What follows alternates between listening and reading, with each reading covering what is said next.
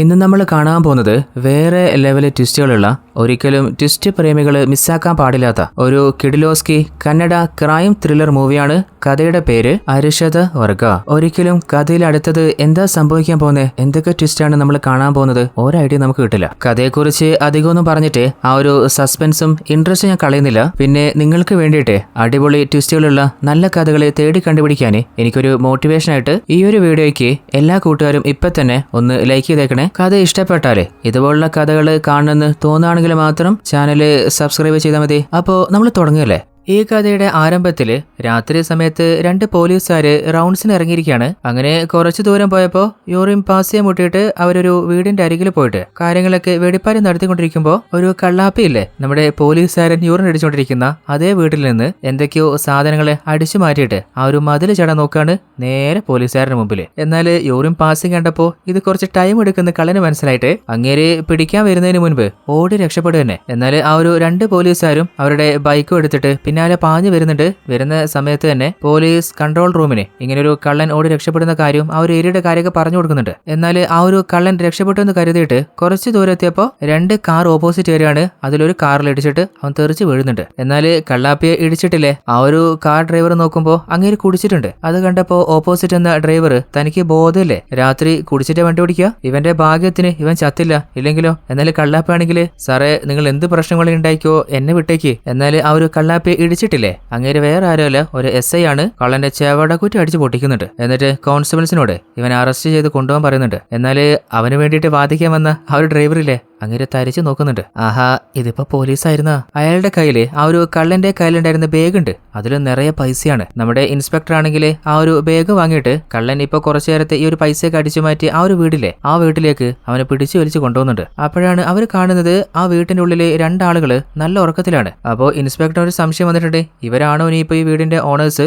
എന്നിട്ട് കള്ളനോട് നീ ശരിക്കും എന്തൊക്കെയാ ചെയ്തേ, ഇവിടെ എന്താ സംഭവിച്ചേ, എല്ലാം തുറന്നു പറ. അപ്പൊ കള്ളാപ്പി സാറേ ഇവര് രണ്ടുപേരും ആരാന്ന് എനിക്ക് അറിയില്ല, ഉള്ളിലൊരു ഡെഡ് ബോഡി ഉണ്ട്, ഇവരാന്ന് തോന്നുന്നുണ്ട് അയാളെ കൊന്നുകളഞ്ഞ്. റൂമിൽ നിന്ന് കിട്ടിയ പൈസ എടുത്ത് ഞാൻ ഓടിയതാ. എന്നാൽ ആ ഒരു വീട്ടില് ഉറക്കത്തിലുണ്ടായിരുന്ന രണ്ടാളുകളെയും നമ്മുടെ ഇൻസ്പെക്ടർ ചോദ്യം ചെയ്യാണ്. ആ ഒരു വീട്ടില് ആരാണ് കൊല്ലപ്പെട്ടിട്ടുണ്ടായിരുന്നത്, ശരിക്കും എന്താണ് അവിടെ സംഭവിച്ചെന്നുള്ള ഫ്ലാഷ് ബാക്ക് ഇനിയാണ് നമ്മൾ കാണാൻ പോകുന്നത്. പോലീസ് ഇപ്പൊ അറസ്റ്റ് ചെയ്ത ആ ഒരു പെൺകുട്ടിയിലെ അവളുടെ പേരാണ് സാക്ഷി. കുറച്ച് ദിവസം മുമ്പ് അവള് കുറെ നേരം ബസ് കാത്തു നിന്നിട്ട് ബസ് കിട്ടാതായപ്പോ ഒരു ഓട്ടോറിക്ഷ പിടിച്ചിട്ട് അവൾ എങ്ങോട്ടോ പോകുന്നുണ്ട്. പോകുമ്പോൾ വല്ലാതെ ടെൻഷനിലുമാണ്. അടുത്തതായിട്ട് പോലീസ് അറസ്റ്റ് ചെയ്ത് നമ്മളെ കള്ളാപ്പിയില്ലേ, ആ ഒരു കള്ളാപ്പി ആരാണെന്ന് കാണിക്കുന്നത്. കള്ളാപ്പി ഒരു ഓട്ടോ ഡ്രൈവറാണ്. അവന്റെ സവാരിയും ദൈനംദിന ജീവിതമൊക്കെ നമ്മൾ കാണുന്നുണ്ട്. അടുത്തത് ആ ഒരു പെൺകുട്ടിയുടെ കൂടെ വീട്ടിൽ നിന്ന് അറസ്റ്റ് ചെയ്ത മറ്റൊരു പയ്യനില്ലേ, ഇവന്റെ പേരാണ് അനീഷ്. രാവിലെ തന്നെ കുളിയൊക്കെ കഴിഞ്ഞ് റെഡിയാന്ന് കാണുമ്പോൾ ഇവന്റെ ലവറെ കാണാൻ പോവാണോ എന്ന് നമുക്ക് തോന്നും. എന്നാൽ അവന്റെ വീട്ടിൽ നിന്ന് എന്തൊക്കെയോ സാധനങ്ങളൊക്കെ എടുത്തിട്ട് അവൻ നേരെ ഒരു വീട്ടിലേക്ക് പോയിട്ട്,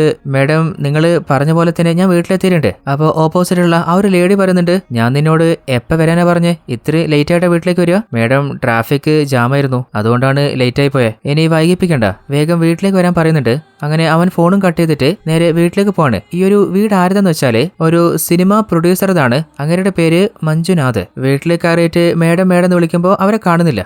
അപ്പോൾ അവര് വരുന്നവരെ വെയിറ്റ് ചെയ്യാന് ആ ഒരു വീട്ടിൽ തന്നെ അവൻ കാത്തു നിൽക്കുകയാണ്. അപ്പോഴാണ് അവന്റെ ഫോണിലേക്ക് ഒരു കോള് വരുന്നത്. നോക്കുമ്പോൾ ആ ഒരു ലേഡി തന്നെയാണ്. അല്ല മേഡം നിങ്ങളിത് എവിടെയാ? ഞാൻ നിങ്ങളുടെ വീട്ടിൽ തന്നെ ഉണ്ട്, നിങ്ങൾ ഈ വീട്ടിലുണ്ടോ അല്ലെങ്കിൽ എവിടെയെങ്കിലും പോയതാണോ, എപ്പോഴാ വരിക? അപ്പോൾ ആ ഒരു ലേഡി പറയുന്നുണ്ട്, ഞാൻ ഇത്രയും നേരം നിന്നെ കാത്തു നിൽക്കായിരുന്നു, എന്നാലും നീ പറഞ്ഞ ടൈം ലേറ്റ് ആയപ്പോൾ എനിക്ക് വേറൊരു അർജന്റ് വർക്ക് വന്നു. അപ്പോൾ ആ ഒരു ആവശ്യത്തിന് ഞാൻ പുറത്ത് വന്നേക്കാ. ഞാൻ വരുന്നവരെ നീ അവിടെ തന്നെ വെയിറ്റ് ചെയ്യേ. പിന്നെ നിന്നോട് പറയാത്തൊരു സർപ്രൈസ് ഗിഫ്റ്റ് ആ വീട്ടിൽ ഞാൻ നിനക്ക് വെച്ചിട്ടുണ്ട്. എന്താ നിനക്ക് ഗിഫ്റ്റ് ഇഷ്ടമാണോ? അപ്പൊ അനീഷ് പറയുന്നുണ്ട്, പിന്നെന്താ മേഡം, ഗിഫ്റ്റ് കിട്ടിയാല് ആരാ വേണ്ടെന്ന് പറയാ? അങ്ങനെയാണെങ്കിൽ നീ നേരെ എന്റെ ബെഡ്റൂമിലേക്ക് പോയിക്കോ. അങ്ങനെ ബെഡ്റൂം എവിടെയാന്ന് ആ ഒരു ലേഡി പറഞ്ഞു കൊടുക്കുന്നുണ്ട്. നേരെ ബെഡ്റൂമിൽ എത്തിയിട്ട് എന്റെ കബോർഡ് ഓപ്പൺ ചെയ്താല് അതിനുള്ളിലുണ്ട് നിനക്കുള്ള ആ ഒരു ഗിഫ്റ്റ്. അവനും ഭയങ്കര സന്തോഷത്തില് കബോർഡ് തുറക്കാൻ നോക്കുന്നുണ്ട്. പക്ഷെ ആദ്യമൊന്നും പറ്റുന്നില്ല. അവസാനം കബോർഡ് തുറന്നപ്പോ അതിന്റെ ഉള്ളിൽ നിന്ന് ഏതോ ഒരാളുടെ ഡെഡ് ബോഡി തെറിച്ച് വീഴാണ്. അത് കണ്ടപ്പോ അനീഷ് ഷോക്കായി പോകുന്നുണ്ട്. ഗിഫ്റ്റ് എന്ന് പറഞ്ഞിട്ട് ഇതെന്താ ഡെഡ് ബോഡിയോ? ആ കാഴ്ച കണ്ട് പേടിച്ച് വരച്ചിട്ട്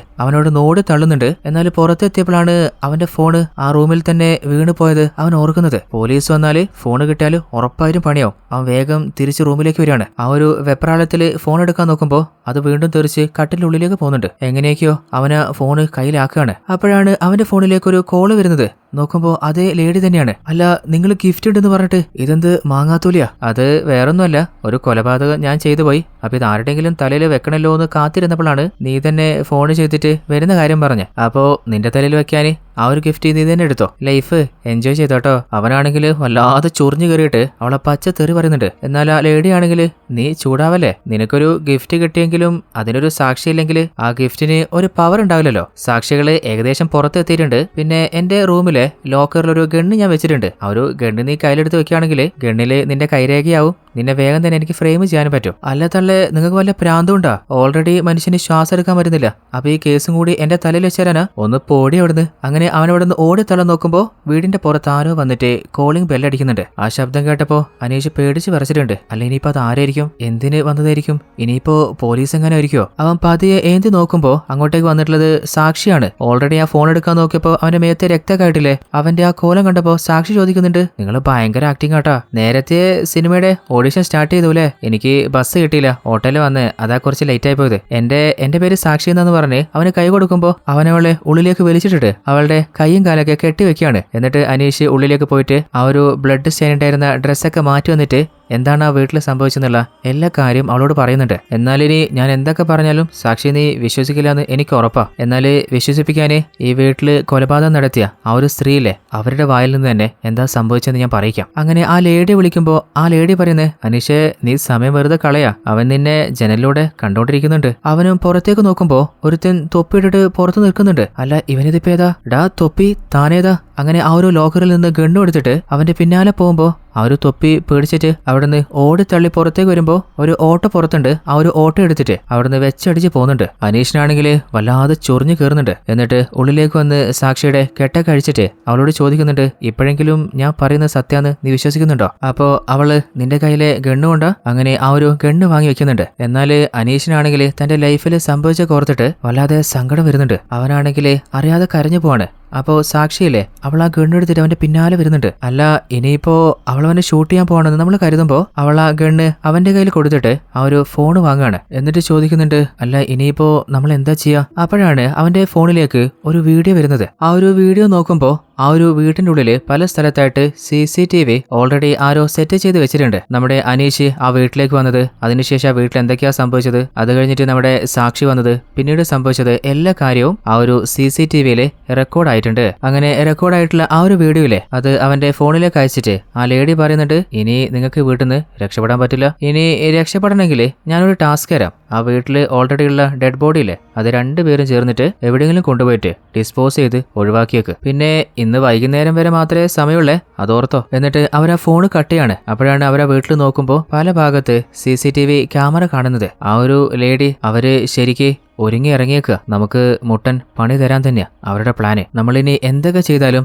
അതൊക്കെ ആ ലേഡി കാണുകയും ചെയ്യും. എന്നിട്ട് സാക്ഷി പുറത്തു പോയിട്ട് ആ ഒരു CCTVയുടെ മുഴുവൻ വയറുകളും അവൾ റിമൂവ് ചെയ്ത് കളയുന്നുണ്ട്. ഇനിയിപ്പോ ഇവിടുന്ന് രക്ഷപ്പെടാന് എന്തെങ്കിലും വഴിയുണ്ടോ എന്ന് അവര് നോക്കുമ്പോ വീണ്ടും അവന്റെ ഫോണിലേക്ക് കോള് വരികയാണ്. അവനാണെങ്കിൽ കെഞ്ചി പറയുന്നുണ്ട്, ഞങ്ങളെ വെറുതെ വിട്ടേക്ക്, ഞങ്ങള് ഒന്നും ചെയ്തിട്ടില്ലല്ലോ. എന്നാലും മറുഭാഗത്തുനിന്ന് ആരും റിപ്ലൈ പറയുന്നില്ല. അപ്പോ ദേഷ്യത്തില്, അല്ല ആരെങ്കിലും ഉണ്ടോ അപ്പുറത്ത്? അപ്പൊ മറുഭാഗത്തുനിന്ന്, സാറേ I am calling from HDFC bank, പുതിയ ലോണുകളെ കുറിച്ച് പറയാൻ വേണ്ടിയിട്ട് സാറിനെ വിളിച്ചതാണ്. അത് കേട്ട മനുഷ്യന് ചൊറിഞ്ഞു കയറിയിട്ട് മനുഷ്യന്റെ മൂട്ടില് തീ പിടിച്ചിരിക്കുമ്പോഴാ അവളുടെ ലോണ് ഒന്ന് വെച്ചിട്ട് പോടിന്ന് പറഞ്ഞിട്ട് ആ ഒരു ദേഷ്യത്തില് അവൻ ആ ഫോൺ വലിച്ചെറിയാണ്. അത് കണ്ടപ്പോ സാക്ഷി, അല്ല കുരിപ്പ് നീ ഇത് എന്താ ചെയ്തേ? ആരോ ബാങ്കിൽ നിന്ന് ഫോൺ വിളിച്ചിട്ട് ലോണ് കോപ്പെന്നൊക്കെ പറഞ്ഞപ്പോ, അല്ല മരത്തലയാ, ഇനിയിപ്പോ ആ ഒരു ലേഡി എങ്ങനെയാടാ ഈ പൊട്ടിയ ഫോണിലേക്ക് വിളിക്കുക? നിന്റെ തലയില് ഒന്നുമില്ലേ? ഇനിയിപ്പോ എന്താ ചെയ്യാ? അപ്പോഴാണ് അവർക്കൊരു ബുദ്ധി തോന്നുന്നത്. ആ ഒരു സാക്ഷിയുടെ കയ്യിലെ ഫോണിലെ അവളുടെ ഫോൺ നമ്പർ ഒരു പേപ്പറിൽ എഴുതിയിട്ട് CCTV ക്യാമറയിലൂടെ ആ ഒരു ലേഡിക്ക് കാണിച്ചു കൊടുത്തിട്ട് ദയവ് ചെയ്ത് ഈ നമ്പറിലേക്ക് ഒന്ന് വിളിക്കുന്നു പറയുന്നുണ്ട്. അങ്ങനെ സാക്ഷിക്കും മനോജിനും ആ ഒരു വീട്ടിൽ വെച്ച് എന്തൊക്കെയാണ് സംഭവിച്ചത്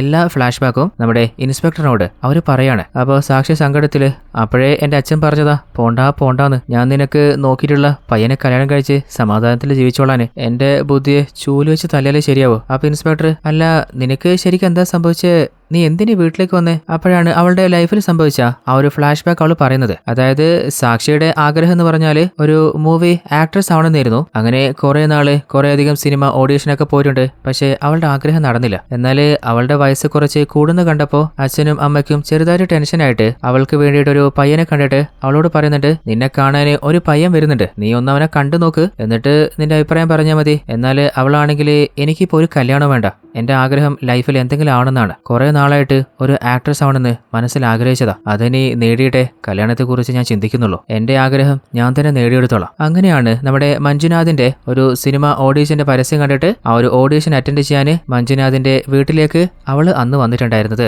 അങ്ങനെയാണ് അവളും ആ ഒരു വീട്ടിൽ കുടുങ്ങിപ്പോയത്. അങ്ങനെ അവൾക്ക് സംഭവിച്ച കാര്യങ്ങളൊക്കെ ഇൻസ്പെക്ടറോട് പറയുമ്പോൾ അവളുടെ കഥ കേട്ടിട്ട് നമ്മുടെ കള്ളാപ്പി ഡ്രൈവറില്ലേ, അവൻ പൊരിഞ്ഞ ശരിയാണ്. അപ്പൊ ഇൻസ്പെക്ടർ, അല്ല മോനെ നീ എങ്ങനെയാടാ വീട്ടിൽ വന്നേ? അപ്പോ അവൻ അവന്റെ ഫ്ലാഷ് ബാക്ക് പറയാണ്. അതായത് നമ്മുടെ കള്ളാപ്പി ആ ഒരു വീട്ടിലേക്ക് കയറിയപ്പോ അനീഷ് അവന്റെ കയ്യിലുണ്ടായിരുന്ന ഗണ്ണ് കാണിച്ച് അവനെ പേടിപ്പിച്ച് ഉള്ളിലേക്ക് വലിച്ചെടുത്തിട്ട് അവനെ ഇടിച്ച് പഞ്ചറാക്കിയിട്ട് അവനോട് ചോദിച്ചിട്ടുണ്ട്, പൊന്നു മോനെ സത്യം പറഞ്ഞോ, നീ ആരാ, നിന്റെ ഉദ്ദേശം എന്താ, നീ എന്താ കുറെ നേരമായിട്ട് പുറത്ത് നേന്തി നോക്കുന്നേ, ഞങ്ങളെ കുടിക്കുക ആ ലേഡി തന്നെയല്ലേ നിന്നെയും പറഞ്ഞാച്ചേ? എന്നാല് നമ്മുടെ ഡ്രൈവർ ആണെങ്കിൽ, സാറേ നിങ്ങൾ ഇതെന്താ പറയുന്നത്, എനിക്കൊന്നും മനസ്സിലാവുന്നില്ല. രാവിലെ ഒരു ലേഡി എന്റെ ഓട്ടോ വിളിച്ചതാണ്. അങ്ങനെ അവര് പറഞ്ഞ സ്ഥലത്ത് ഡ്രോപ്പ് ചെയ്തപ്പോ കയ്യിൽ ചേഞ്ച് ഇല്ല, വൈകുന്നേരം വീട്ടിൽ വന്ന് വാങ്ങിക്കുമെന്ന് പറഞ്ഞതാ. അങ്ങനെ ആ പൈസ വാങ്ങാനാണ് ഞാൻ വന്നത്. കുറെ നേരം പുറത്തു നിന്ന് കാത്തു നിന്നിട്ടും ആരും വരുന്ന കാണാതെയപ്പോ വീട്ടിന്റെ ഉള്ളിലേക്ക് വന്നിട്ട് ആ ഒരു ലേഡി ഉണ്ടോ ഇല്ലയോ എന്ന് ഒന്ന് ഉറപ്പിക്കാനാണ് ചുമരും ചാടിയിട്ട് ജനലിലൂടെ ഞാൻ ഉള്ളിലേക്ക് നോക്കിയത്.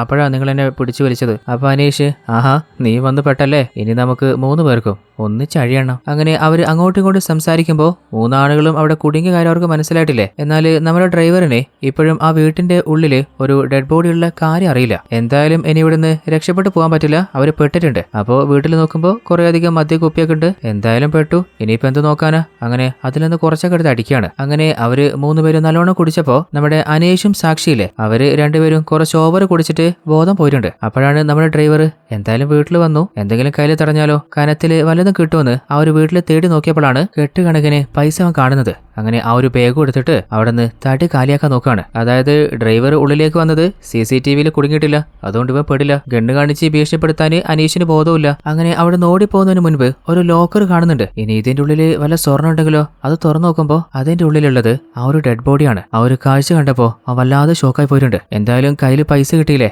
അവര് രണ്ടുപേരും പറഞ്ഞു വെച്ചിട്ട് ഇതിൽ ഞാൻ കുടുങ്ങാനുള്ള ചാൻസും ഇല്ല. അവിടെ നിന്ന് തടി കാലിയാക്കാനെ അങ്ങനെ ആ വീടിന്റെ മതില് ചാടി ഓടുമ്പോഴാണ് നമ്മുടെ പോലീസുകാരുടെ മുമ്പിൽ കുടുങ്ങുന്നതും അങ്ങനെ എല്ലാ കള്ളിയും പുറത്താവുന്നതും. അങ്ങനെ അടുത്ത ദിവസം രാവിലെ തന്നെ ആ ഒരു മർഡർ നടന്ന വീടിലെ ആ വീട്ടിലേക്ക് പോലീസ് ടീം വന്നിട്ട് എവിഡൻസ് മുഴുവനായിട്ട് കളക്ട് ചെയ്തെടുക്കുന്നുണ്ട്. എന്നിട്ട് അയാളെ കൊലപ്പെടുത്തിയതിന് ആ ഒരു വീട്ടിലകപ്പെട്ട നമ്മുടെ സാക്ഷി മനോജിനെയും ഡ്രൈവറെയും 3 പേരെ അറസ്റ്റ് ചെയ്ത് കൊണ്ടുപോവാണ്. അപ്പോഴാണ് ആ വീട്ടിലെ ഓണർ ലേഡിയും അതുപോലെ ജോലിക്കാരിയും വരുന്നത്. എന്നിട്ട് നമ്മുടെ ഇൻസ്പെക്ടറിനോട്, എന്നെ കുറച്ചു നേരത്തെ പോലീസ് ടീം വിളിച്ചിട്ട് വേഗം തന്നെ ഇങ്ങോട്ട് വരാൻ പറഞ്ഞിരുന്നു. ഞാൻ എന്റെ ഹസ്ബൻഡ് മഞ്ജുനാഥിനെ വിളിച്ചു നോക്കുമ്പോ അങ്ങേർക്ക് ഫോണ് പോകുന്നില്ല. അല്ല എന്താ ശരിക്കും പറ്റിയത്? അങ്ങനെ അവര് വീട്ടിന്റെ ഉള്ളിലേക്ക് പോകുന്നുണ്ട്. അടുത്ത സീനിൽ നമ്മൾ കാണുന്നത് ആ ഒരു ലേഡിയുടെ ഹസ്ബൻഡ് സിനിമാ പ്രൊഡ്യൂസർ മഞ്ജുനാഥില്ലേ, അങ്ങേരുടെ വീട്ടിൽ കയറിയ ഒരു സ്ത്രീയും 2 പയ്യന്മാരും 3 പേര് ചേർന്നിട്ട് മഞ്ജുനാഥിന്റെ വീട്ടിൽ കയറിയിട്ട് അങ്ങേരെ കൊലപ്പെടുത്തിയെന്നുള്ള സംശയത്തിലെ പോലീസ് അവരെ അറസ്റ്റ് ചെയ്തിട്ടുണ്ട്. ശരിക്ക് മഞ്ജുനാഥിന് എന്താ സംഭവിച്ചത്, അങ്ങേരെ ആരെ കൊലപ്പെടുത്തിയെന്ന് ഇതുവരെയായിട്ടും പോലീസിനെ കൺഫേം ചെയ്ത് പറയാൻ പറ്റിയിട്ടില്ല. എന്നാല്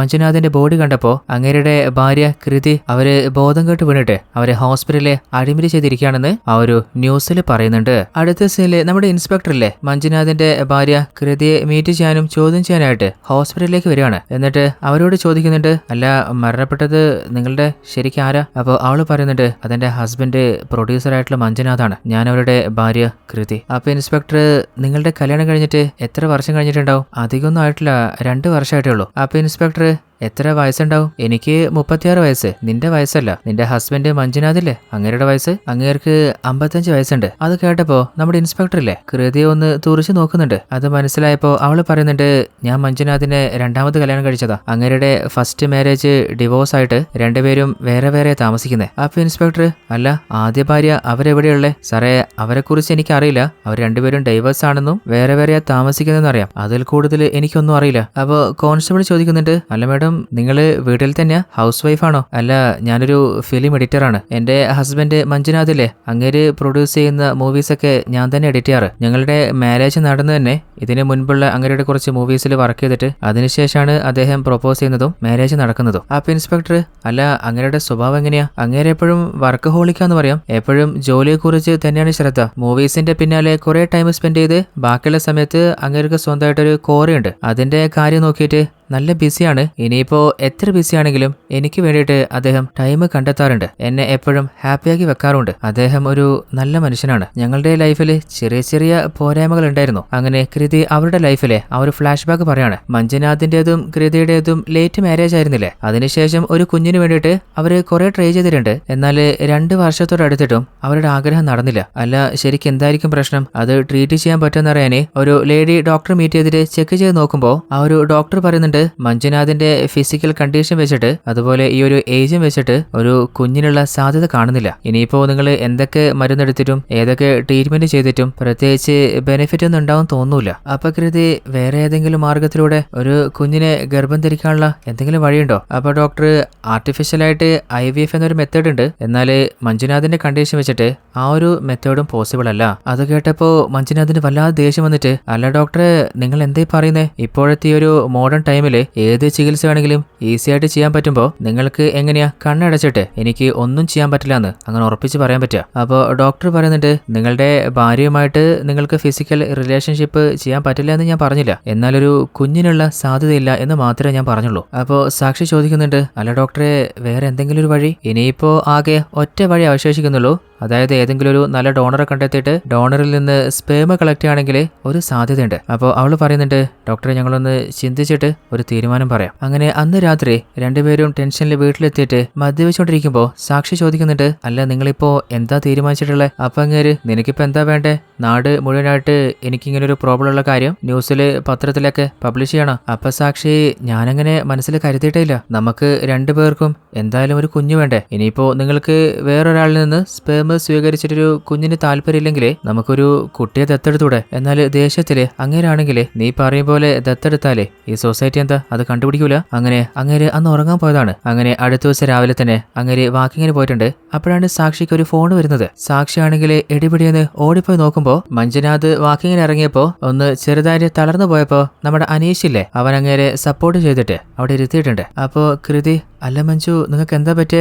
നമുക്ക് ഹോസ്പിറ്റലിലേക്ക് പോയാലോ? എന്തെങ്കിലും മുറിവോ ചതവോ എന്തെങ്കിലും പറ്റിയോ? കുഴപ്പമൊന്നുമില്ല, നമുക്ക് നേരെ വീട്ടിലേക്ക് പോവാം. അങ്ങനെ അവരെ ഹെൽപ്പ് ചെയ്ത മനോജ് അല്ലേ, അവനോട് താങ്ക്സും പറഞ്ഞിട്ട് അവര് തിരിച്ചു പോയതാണ്. അതിനുശേഷം ഇടക്കിടക്ക് അവരെ പാർക്കിലേക്ക് വരാറുണ്ട്. അങ്ങനെ അനീഷിനെ മീറ്റ് ചെയ്യാൻ തുടങ്ങി. അങ്ങനെ അവരുടെ ഇടയിൽ നല്ലൊരു റിലേഷൻഷിപ്പ് ബോണ്ടായി. അങ്ങനെ അനീഷിന്റെയും കൃതിയുടെ ഇടയിൽ അവിടെ വെച്ച് നല്ലൊരു ഫ്രണ്ട്ഷിപ്പ് സ്റ്റാർട്ട് ആവുകയാണ്. ആ ഒരു കാഴ്ച നമ്മുടെ മഞ്ജുനാഥിലെ അങ്ങേരും കണ്ടിട്ടുണ്ട്. അങ്ങനെ ഒരു ദിവസം രാത്രി അനീഷും മഞ്ജുനാഥും മദ്യപിച്ചുകൊണ്ടിരിക്കുമ്പോൾ അങ്ങേരുടെ ഫിസിക്കൽ പ്രോബ്ലത്തെ കുറിച്ച് അവനോട് പറയുന്നുണ്ട്, എനിക്ക് ഇങ്ങനൊരു പ്രശ്നമുണ്ട്, അതില് നിനക്ക് എന്നെ ഹെൽപ്പ് ചെയ്യാൻ പറ്റുമെന്ന് അവനോട് ഓപ്പൺ ആയിട്ട് ചോദിക്കുകയാണ്. അവനാണെങ്കിൽ ഷോക്കായിട്ട്, അല്ല നിങ്ങളിത് എന്താ ചോദിക്കുന്നത്? അവരുടെ കോൺവെർസേഷനൊക്കെ നമ്മുടെ കൃതിയിലെ അവരും കേട്ടിട്ടുണ്ട്. അല്ല മഞ്ജു, ഇതുവരെ നിങ്ങൾ ഉറങ്ങിയില്ലേ? അപ്പോ മനോജ്, ഞാൻ പോയിട്ട് വരാന്ന് പറഞ്ഞിട്ട് അവിടെ നിന്ന് ഇറങ്ങാണ്. എന്നാൽ കൃതി നല്ല കലിപ്പിലാണ്. അല്ല മഞ്ജു, നിങ്ങൾ ഇത് എന്താ ചെയ്തേ? എന്തിനാ അവനോട് പോയിട്ട് ഈ കാര്യമൊക്കെ പറഞ്ഞേ? നിങ്ങളുടെ ഉള്ളില് സത്യത്തില് എന്നോട് പ്രണയമുണ്ടോ, അല്ലെങ്കിൽ ഉള്ളതുപോലെ കാണിക്കുകയാണോ? അപ്പോ അങ്ങേര് പറയുന്നുണ്ട്, നിന്നെ ഞാൻ ശരിക്കും ലവ് ചെയ്യുന്നുണ്ട്. നമ്മള് രണ്ടുപേരും കുറെ ആഗ്രഹിച്ചതല്ലേ ഒരു കുഞ്ഞിന്. എന്നാൽ കുഞ്ഞിന് വേണ്ടിയിട്ട് മാത്രമല്ല, നിന്റെ ലൈഫില് നിനക്ക് വേണ്ടിയിട്ട് ഒരു സന്തോഷം എനിക്ക് തരാൻ പറ്റുന്നില്ലല്ലോ എന്നുള്ള ആ ഒരു വിഷമത്തിലാണ് ഞാൻ അവനോട് ഈ കാര്യങ്ങളൊക്കെ സംസാരിച്ച്. അത് കേട്ടപ്പോൾ കൃതിയുടെയും കണ്ണ് നിറഞ്ഞു പോണ്. അവള് തന്റെ ഹസ്ബൻഡിനെ ഹഗ് ചെയ്തിട്ട് അങ്ങനെ സമാധാനിപ്പിക്കുന്നുണ്ട്. അതിനുശേഷം തന്റെ ഹസ്ബൻഡിന്റെ ആഗ്രഹം നിറവേറ്റാനായിട്ട് അനീഷുമായിട്ട് ടൈം സ്പെൻഡ് ചെയ്യാൻ തുടങ്ങാണ്. അവരുടെ ഇടയിൽ ഫിസിക്കൽ റിലേഷൻഷിപ്പും സംഭവിക്കുന്നുണ്ട്. അങ്ങനെ ഒരു കുഞ്ഞിന് വേണ്ടിയിട്ട് ഞങ്ങൾ ട്രൈ ചെയ്തിട്ടുണ്ടായിരുന്നു. ആ ഒരു കാര്യം കേട്ടപ്പോൾ ഇൻസ്പെക്ടർ ഷോക്കായിട്ട്, അല്ല കുഞ്ഞിന് വേണ്ടി ട്രൈ ചെയ്തുന്നോ? അങ്ങനെ ഷോക്കായിട്ട്, അല്ല എന്നിട്ട് എന്താ സംഭവിച്ചേ? അവനിൽ നിന്ന് നിങ്ങൾ ഗർഭിണിയായോ? അതിനുശേഷം കൃതി അവള് ഗർഭിണിയായിട്ടുണ്ടായിരുന്നു. മഞ്ജുനാഥും കൃതിയും ആഗ്രഹിച്ച പോലെ തന്നെ അവർക്കൊരു കുഞ്ഞിനെ കിട്ടിയില്ലേ. എന്നാൽ അതിനുശേഷം അനീഷ് ഫോൺ ചെയ്യുമ്പോഴൊക്കെ ഇവര് ഫോണ് കട്ടിയാണ്. അതായത് ഇവര് അനീഷിനെ കൊണ്ട് എങ്ങനെയാണ് സമ്മതിപ്പിച്ചെന്ന് വെച്ചാല്, നമ്മുടെ മഞ്ജുനാഥ് ഒരു മൂവി പ്രൊഡ്യൂസർ അല്ലേ, അടുത്തതായിട്ട് ഒരു പുതിയ മൂവി ചെയ്യാൻ പോകുന്നുണ്ട്. അതിലെ ഹീറോ ആയിട്ട് ഞാൻ നിന്നെയാണ് കാണുന്നത്. അതിന് നീ എനിക്ക് ആകെ ചെയ്തു തരേണ്ടത് എനിക്ക് ഒരു കുഞ്ഞിന് വേണം. എന്നിട്ട് ഇപ്പോഴെന്തിനാണ് അവന്റെ ഫോണ് കട്ട് ചെയ്യുന്നതെന്ന് വെച്ചാല്, തന്റെ